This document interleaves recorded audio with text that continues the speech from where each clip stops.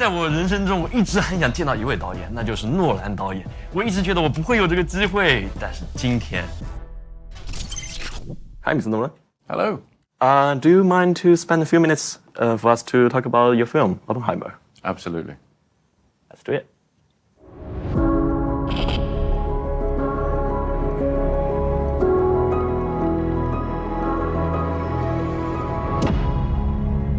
We have prepared a little surprise for you. So it's from our team members. So we prepared a miniature set, and I think you will find it familiar. All right, there we are. Oh, that's beautiful. So it's all handmade.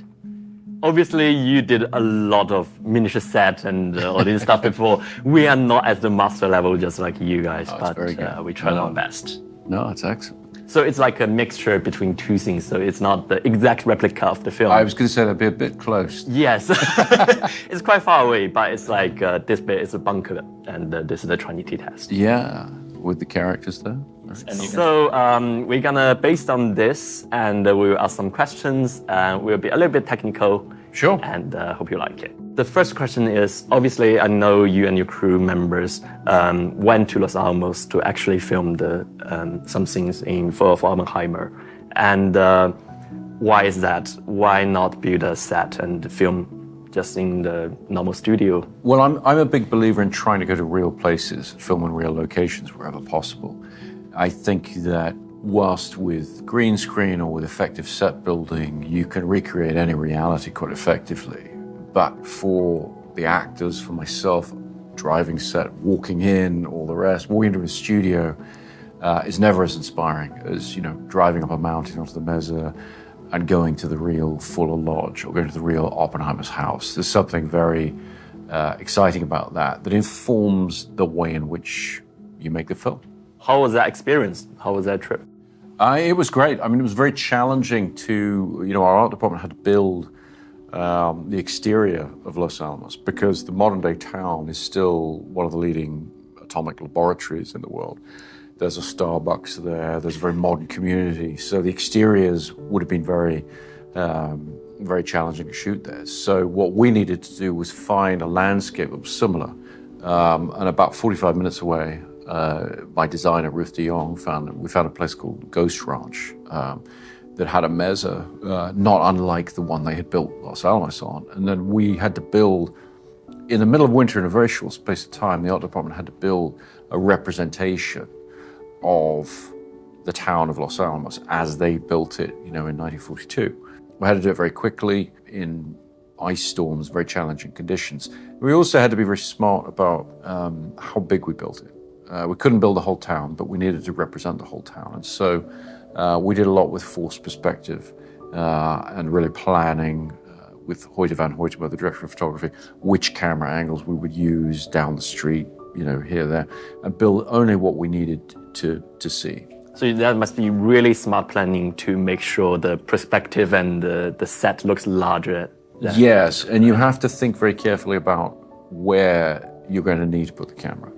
So, for example, the T section, which is a very important technical section in the town, these white buildings, we built them, very large buildings with a sort of corridor feeling with a bridge across them. We built all that for real, but if you couldn't shoot it from the other end, because from the other end, you'd see that the buildings are only 5 feet wide. So they're very tall, but they're very, very narrow. But unlike a lot of sets and a lot of the way the filmmakers use sets, rather than just putting up flattage where you build one wall and then you're unfinished on one side, we build all the sides, even though the proportions are wrong.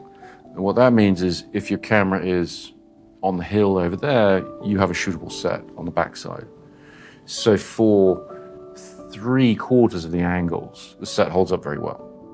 Really, there's only one angle where you can see that the buildings are the wrong shape.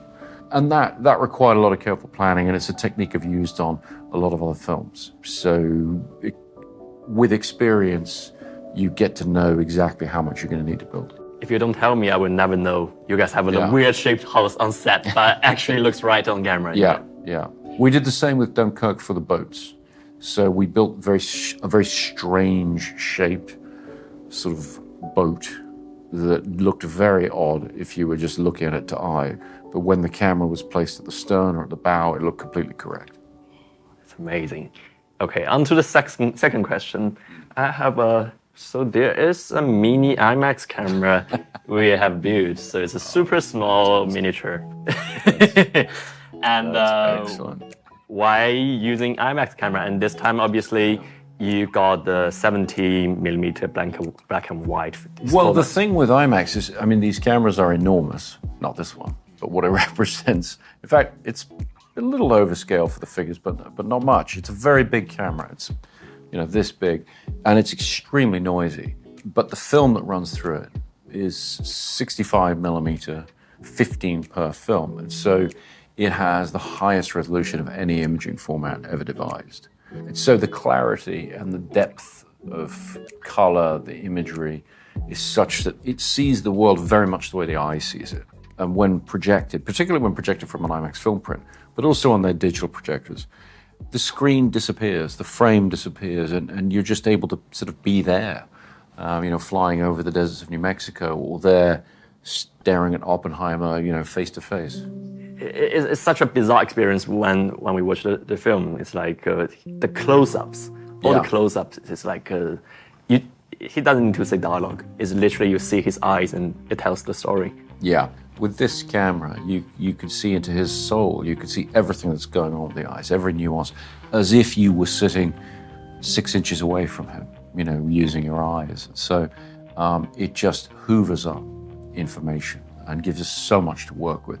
And then when we need to process these things for visual effects, or we need to layer things in or whatever, you have so much information to work from. It's incredibly versatile. And how large is the 65mm? I know like a full frame is like this. Mm-hmm. And how large is the 65mm? The film strip is 65mm wide, so about that wide. Yeah. And each frame runs 15 perforations, so it's about It's that really wide. large. Yeah, very large. How do you guys pull focus? With difficulty. Yeah, we have very good focus puller, but it's challenging, particularly on interiors with wide apertures. We've made a lot of improvements to the lenses, to the way you could pull focus, to the way follow focus can work, and that's made a big difference. When we first started using the format on The Dark Knight 15 years ago, all of those things were very, very challenging. Now let's get to the storytelling part. You're a master of doing like cross cut and cross storytelling. Mm. And let's say this is the detonating scene. How would you use a camera to build up the tension? If you are holding this camera, like which angle? What do you do? The camera? Well, really everything to do with Oppenheimer and the way we did it is about being in Oppenheimer's head, seeing things from his point of view. This, with his hat there, I could tell being Oppenheimer, what we would largely be doing is putting the camera right behind him, looking over his shoulder, seeing what he's seeing, either with a wide-angle lens to incorporate him in the frame or with a longer lens to fish out the details he's looking at. And then we would turn around on him and do enormous close-ups, And so just in terms of physical proximity, because we're not composing. When we shoot with IMAX, Hoyte van Hoytema itself, we're not shooting two-dimensional pictures. We're not looking at composition within the frame. We're trying to have the frame disappear. So really, it's about physically where do you put the camera. In a case, you put the camera very close to him, either looking back at him or, as I say, looking over his shoulder, seeing what's around, seeing the people near him. But we always kept the IMAX camera as close to Oppenheimer as physically possible. So what's like the focal length you would choose? Well, it's complicated with the IMAX format because... You need to adapt it. Yeah, there are really two focal lengths that work incredibly well on that format. A 50mm lens, which is quite wide, and an 80. And because of the nature of the format, it's hard to describe. But depending on the situation, like the 80mm IMAX lens can feel quite wide, or it can feel like a long lens, really depending on the nature of what you're photographing. And where you put the camera.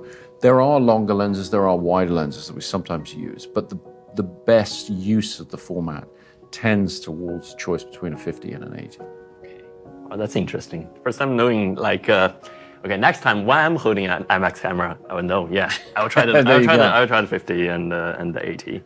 Well, and the 50 corresponds, in 35 millimeter to about, I think, a 35 millimeter lens. It's fairly wide. It's quite interesting to hear like a negative crop factor. Normally, you hear the plus crop factor for the 35, Super 35, and all these. Yes. You tell me like 50 looks like 35 field of view. Yeah, no, it's complicated. We also were mixing with 5-perf Panavision cameras, and that's the same 65 millimeter negative, but it's run vertically.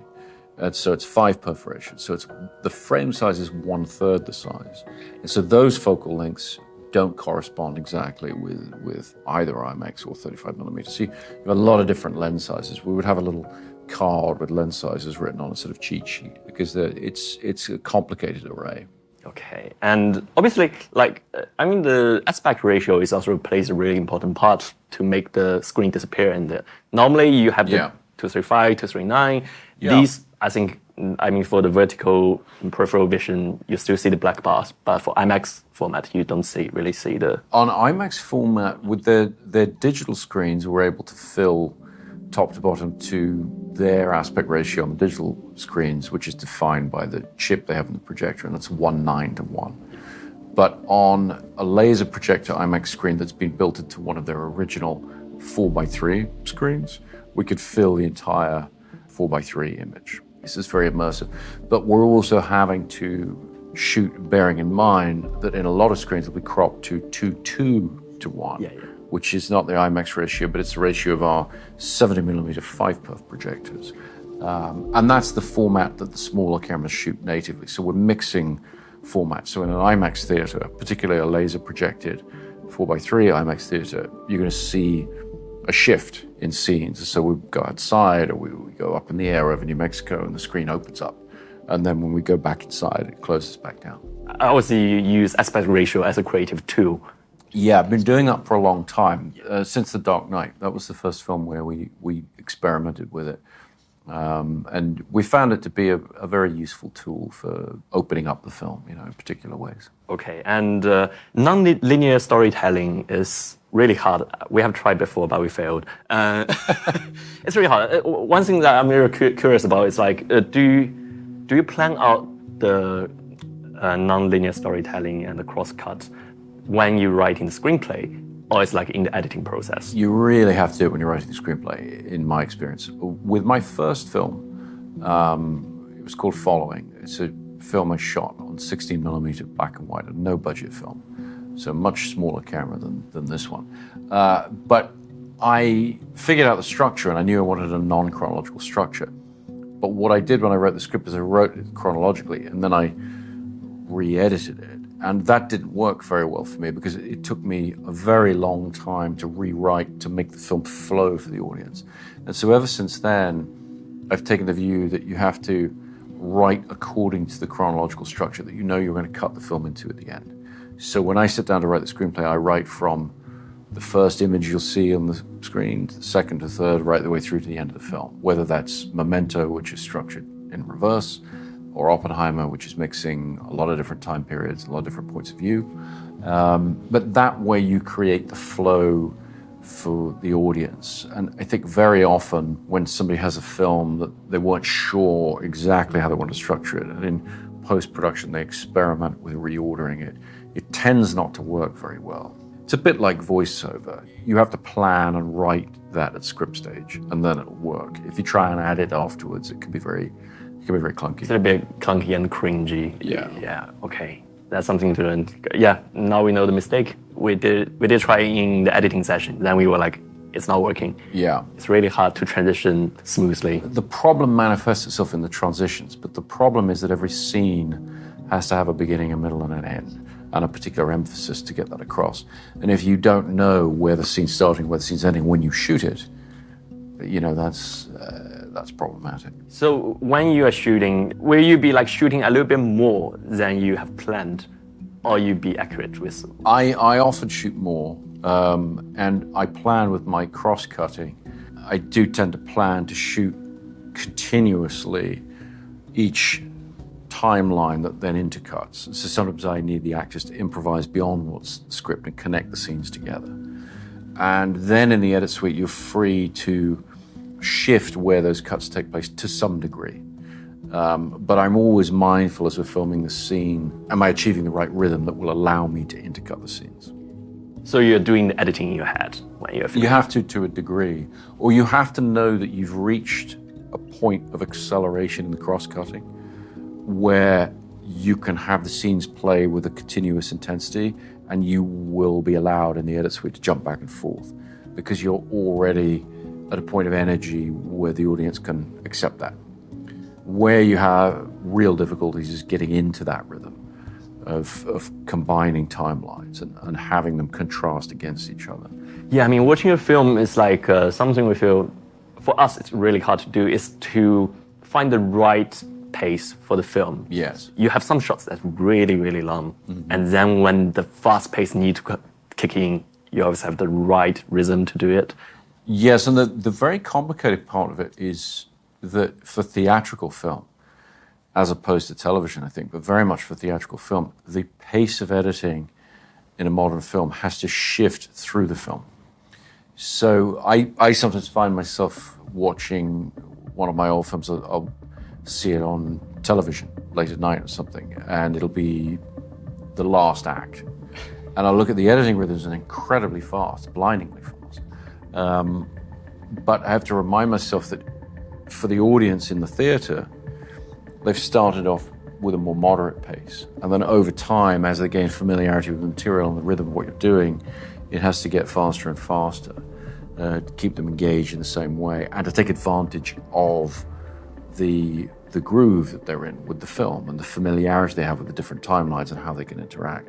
So in the case of Oppenheimer, the relationship between the color material and the black and white material, the length of time that we're in one as opposed to the other shifts through the film. And even the way the scenes are cut internally, you can have a faster editing rhythm towards the end of a film than you can at the beginning. The pace will be faster at the end, tends towards. Well, if you think about it, when you're 2.5 hours into a film, you're not really going to want to watch sort of Oppenheimer pull up in a car, get out, walk up the steps into a particular building. You know, those things have to start falling out of the film more and more and more through the film.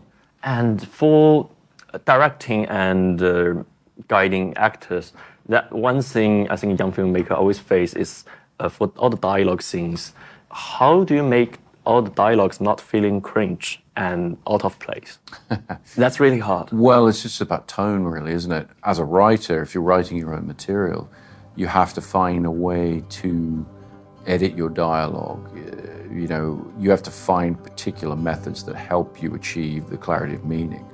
And so for me, I tend to view dialogue, I try to view dialogue almost as you would view architecture or design, which is to say, you know, form follows function. And so the meaning of the lines is paramount. And if you try to ornament them, that's where that cringe factor comes in. And so really I try to be disciplined with stripping the dialogue down to the basic meaning as far as possible. Will you be like reading the dialogue yourself and try to act? You say you can't act, but you got the right dialogue. Not to act it, but I did learn years ago, you should read it aloud to the degree that if you don't, when you're reading in your head, you read as you inhale as well as you exhale. So you don't put the correct pauses in. When you're speaking, you can't speak as you inhale. You're welcome to try. So when you're reading, if you read entirely in your head, you won't put the correct pauses in for the actors. But you don't have to act it, but just to read it aloud, at least to see how the rhythm of a line is going to work. Okay. And for audio, obviously soundtrack and music is really important in a film. And you have worked with Ludwig. For the explosion scene, did you create the music first or the screenplay first? For the Trinity sequence as a whole? Yes. We sort of worked in parallel. So the screenplay was very detailed about the structure of it. And I knew about the rough length of time and the rough tempo that I needed from him. And so that I was asking for. We then cut the sequence silent. And that's how I work. We cut silently first. Then we start cutting with sound effects. And then we start cutting with music. But Ludwig is in the edit suite every week watching the film with us. So as he gives me a demo and we loop it, make it work for a particular sequence, we then show him that in the context of the whole film. Because music, very much like we're talking with editing rhythms, the demands of the music shift through the film. When Oppenheimer's playing on TV, years from now, whatever, and you just tune into the last half an hour or something, the music's incredibly fast. It has a Super intense. incredible amount of energy and intensity, which is very logical when you watch it from the beginning, because you've just built to that particular intensity. And so for that reason, Ludwig watches the whole film every week with us to see how his music is shaping into the whole. And that way the music becomes an integral part of the film. It's not something that's layered on afterwards. It's something that's important and fundamental to the film itself. Okay. Next topic is about yourself. Do you procrastinate? Well, I think we all procrastinate, but you have to know which deadlines are important. Which one? As a writer, you'll always impose artificial deadlines and you won't necessarily meet them, but you have to have serious goals that you do meet. And as a writer-director, it's easier for me to have that discipline, I think, because I know that when I'm on set every day, there is no procrastination. You just have to achieve what's on the schedule in that time, and you have to just keep moving forwards and moving forwards. And so I apply a bit of that to screenwriting. The flip side of that is you can't force screenwriting. It has to be ready. You have to be ready to write it. And when you're ready to write it, it can go reasonably fast. How do you get ready to write it? That's the imponderable question. It's a combination of inspiration and I suppose just work, but you need both. So quite often I find that working at something, trying it in a particular way or studying it or reading around it, particularly when you're dealing with a piece of history, there's a lot you can read for inspiration and everything. And applying that process of writing and working quite often will produce inspiration, but not always. It's a complicated thing. And one last question, because a lot of our viewers, they are young filmmakers in China. They're the young generations. And they often ask a question, is they are running low budget with almost no budget. How do they start? And any suggestions you want to offer to them? Well, I made my first film with absolutely no money. And it worked. And the reason it worked is I had, in making films before then, short films, longer films, and struggling with achieving them, finishing them, making them the way I saw in my head, what I realized was to do a feature-length project with no money, you have to be very realistic about what is available to you. Who can you get to be in it? Where can you shoot? You have to craft the type of story that will work well with that. There's a feeling to a low-budget film, a no-budget film. There's a particular tone that is impossible to completely eliminate. And that has to be taken into account when you're deciding what type of story to tell. It's not that you shouldn't be ambitious, but if you try something that technically you won't be able to achieve, that's when it's just not going to work. If you can look around you and look at the assets that you have and the things that are exciting and interesting that you have access to and build the story around that, that gives you the best chance for success. It's a great answer. Thank you, Mr. Nolan. Thank you. Thank you. 所以这就是我们这期视频的全部内容了。如果你觉得有帮助的话，也欢迎给我们一键投币3连转发，这么有非常大的帮助。能够见到诺兰导演，对我们来说也是一个莫大的荣幸。那么我们下次见。Thank you, thank you. You can keep the IMAX camera. I'm going to keep the IMAX camera, if that's all right. Go for build it. the IMAX Go for camera. it. The That's box. beautiful. Where's the box? Give him the box to protect the please, IMAX. yeah. Yes, it's really detailed. Oh, it's fantastic. Thank you. Thank you so much. Thank you, Mr. Nolan.